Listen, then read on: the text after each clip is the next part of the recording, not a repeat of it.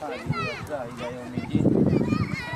يا أيها الذين آمنوا اتقوا الله وقولوا قولا سديدا يصلح لكم أعمالكم ويغفر لكم ذنوبكم ومن يطع الله ورسوله فقد فاز فوزا عظيما. أما بعد، برايان خوشكان، السلام عليكم ورحمة الله وبركاته.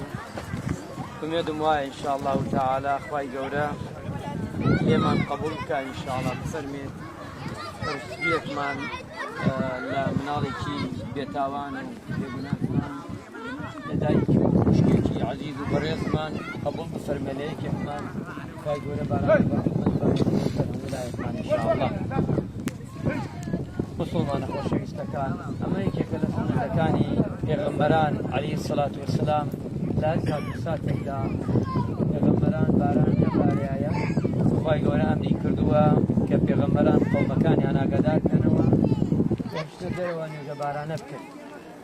طبعا يوجا بارانا يكيك لوي سنتي يولي پیغمبران عليه الصلاة والسلام وباشان الشوية يما كسأكين كوائما نقصك مانيا كم تكتميك مانيا برانبر الله برانبر فرودگار وای گەورە نعمەتێ لەکان ئەیگرێتەوە لێمان ئەوش نعمەتی باران.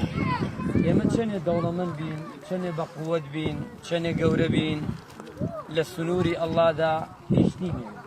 شکە خوای گیانە فەرمێ لە حەدیسی قودسیە ئەگەر هەمووتان کۆبنەوە لەسەر جەوەڵێک هەموو مرۆڤایەتی بە موسڵمان و بە کافرەوە حەجیتانەیە بیبەخشن بە پێناوی خوادا لە مڵکی خوا نوکە دەرزیە زیان ناکەن. نوکە دەرزیەک لە مڵکی خوا زیان ناکەن و هەمووشی بگرنەوە نوکە دەرزیە لە مڵکی خوا کەم ناکەن.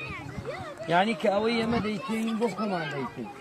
ئێستا ئێمە نوێژە بارانە دەکەین بۆ خۆمان دەیکەین و بۆ خۆمان دەپاڕێینەوە، بۆ خۆمان کە ئەمانەوێ ژیانمان خۆش بێ و خوای گەورە دەرگای ئاسمانمان لێ بکاتەوە. خوای پەروەردگارش لە قورئاندا فەرمێ ولو أن أهل القرى آمنوا واتقوا.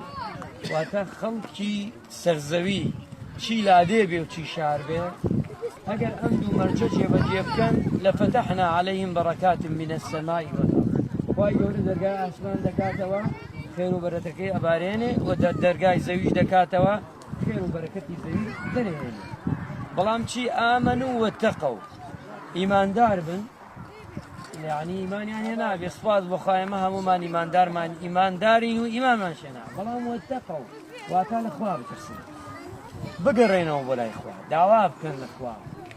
ئەگەر ئەم دوانە بوو خوای پەروەردگارە فەرمێ چی لە ئاسمان و زەوی خوا بەرەکەت